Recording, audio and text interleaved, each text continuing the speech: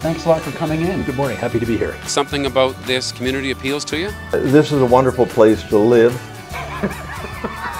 For Kelowna Now, this is Kent Mulgat. And we're joined by Jeannie Becker from the Kelowna Foundation, advocating for this new Child Advocacy Center that we're going to see in Kelowna next year. Yes. I want to start by saying congratulations. Thank you. So you presented at the 100 Heroes Who Give a Damn last night. 3 charities presented. Correct. And yours apparently was the most compelling. So you've got about $15,000 extra dollars to put towards a Child Advocacy Center in Kelowna. Tell us what it's all about. So yeah, last night we had the opportunity to present to the 100 plus heroes who give a damn. And yeah, so donation was made. It'll be, we don't know the exact number for a little while, but an amazing opportunity to share our story with the community as well. So you bring a room together like that. It's people who want to make change, and just getting that opportunity was really amazing for this project. So in a nutshell, what we're building, so Kelowna Foundation is a project-based foundation. So our primary project right now is to fundraise and develop and launch the Child Advocacy Center of Kelowna. Ultimately, Child Advocacy Center is an integrated multidisciplinary response to child abuse, which is a lot of big words, but right. It's essentially changing the way as a community that we respond to instances of child abuse.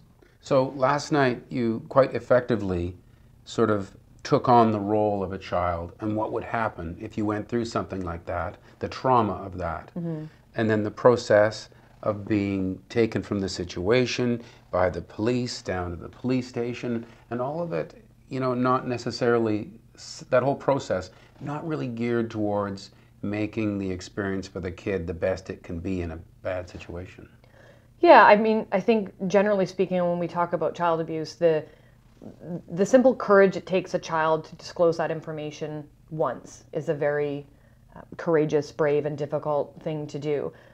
So what follows that in communities where we don't have an integrated response is a really disjointed reaction. And everybody does the best work that they can do within a system that's really quite siloed right now. So the point of a Child Advocacy Center is to build a really child-friendly space where all of those services are connected together, so these kids aren't bounced around from one agency and, like, frankly, geographically separated places, right, to a singular space that's built for kids where they can feel safe and comfortable and supported, and then all of those services wrap around them. So your partners include the RCMP, correct, and Interior Health, yeah, and the ministry. Correct. Those are the core partners.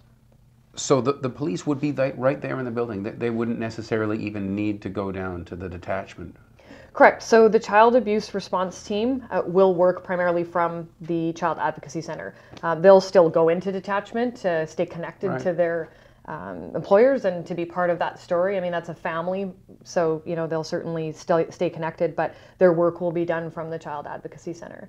And then beyond that, this Child Advocacy Center, the catchment area for it includes Lake Country, Kelowna, West Kelowna, and Peachland. So those detachments will all also have access to the center.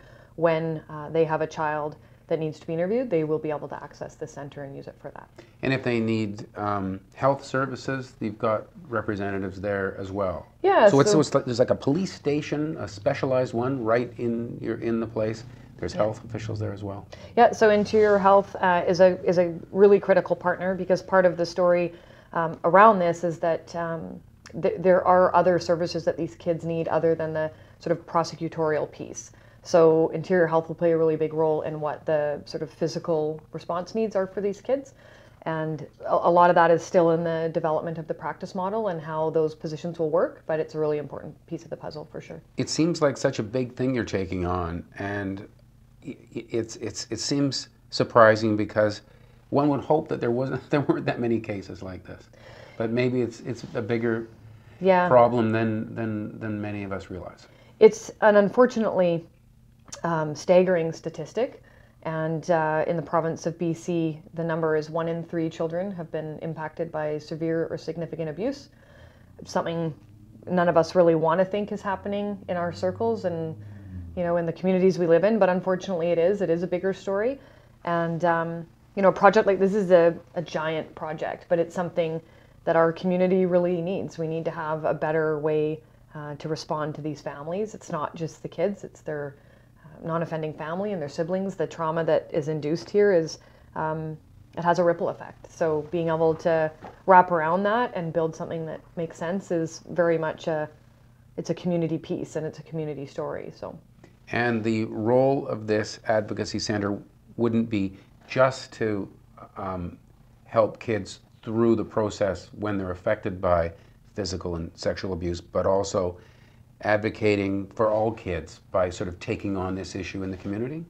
Correct. So, right now we're really concentrating on day one and getting the center open and built and ready, but certainly beyond that, the whole point of the child advocacy movement is to not just respond to child abuse, but to try to fundamentally disrupt the cycle of abuse. And they do that through community education, awareness, trying to talk really about the systemic nature of child abuse and the other issues that we talk about as a community right now. We talk about homelessness and addictions and mental health. In a lot of cases, when you peel back the layers, child abuse is sitting there underneath all of it. So, doing a better job of opening those conversations and the doors to those conversations is a really big part of what a child advocacy center stands to do. So, how close are you to planning out, all of the renovations that are needed at your location so you can open sometime next year? Yeah, so we're really fortunate because the space that came to our attention really, I think, is going to have a pretty beautiful story for Kelowna. So I think a lot of people are familiar with Boundary now, a really extraordinary response to youth mental health. So this Child Advocacy Center will live in the same building on the upper floor. And the long-term vision for that building is that whole building will become a child center of wellness. So it's evolving kind of organically, but really now the way that building is starting to unfold is that it will become the place where kids in our community will be able to find support they need for lots of different reasons. And you were saying before that it wouldn't necessarily be direct victims of this abuse that could use these facilities, but also other children who have the difficulty of perhaps testifying in court and need supports along the way. Yeah, so from a child abuse perspective, one of the child advocacy centers at their core, there's a really important investigative piece. So that's really, we build it with the intention of being able to interview these kids in a safer place, in a child-friendly environment, so that those interviews can be properly recorded, monitored, and that becomes a really integral part of seeing that story through. So, right. Yeah. So what goes on now in the today world without an advocacy center? What happens when a kid is the subject of abuse and then comes forward and the police show up? What's the process and what is it about how things are now that cries out for something like this? Well, I think no one child abuse story or response is the same. So there's not a sort of cookie cutter answer to what it looks like. But what we do know about it is that when you don't have a child advocacy center and a child discloses, a lot of disclosures happen at school and after school care programs. Like they find their voice, and there's no one answer to how that happens. But once it does, there's a series of events that unfold after that include doctors, counselors, social workers, RCMP, investigators, Crown prosecutors. There's so many parts of this puzzle, and those pieces are all separated and disjointed. So the idea is that you bring all of these things into one place. When you just give me that list, each one of the people representing is going to want to say, so, Jimmy, what happened? Yeah. Tell me from the beginning. Because they want to believe it for themselves. They want to know it for themselves. So the poor kid is going to, I'm imagining here, have to retell it a lot of times. Yeah, it's just an extension of trauma. It makes, every time a child has to repeat those words out loud, it's damaging. So the idea is, let's reduce the amount of times a child needs to tell that story. Yeah, and also just the big piece, the interview with the RCMP, and I can't say enough how incredibly supportive the RCMP here are of this project. They are incredibly valuable and so excited to work with us on this. And I think at the end of the day, try to picture yourself being 6 years old, standing 3.5 feet tall, and walking into a police station. What do we know about the police when we're 6? Well, they get the bad guys, and they, that's what happens. So the idea of preventing children from having to go to the police station and being able to go instead to a place that is, free of uniforms and free of the bad guys, it's really just a child-friendly space. I have kids. I try to imagine how much easier that would be for them to go into a center like that versus the intimidation of going into a police center is a pretty big deal. Well, it makes a lot of sense. Yeah. Thanks for coming in to fill us in on what it's Thank all you about. so much. Jeannie Appreciate it. Becker for the Child Advocacy Center in Kelowna, and thank you for watching Kelowna Now.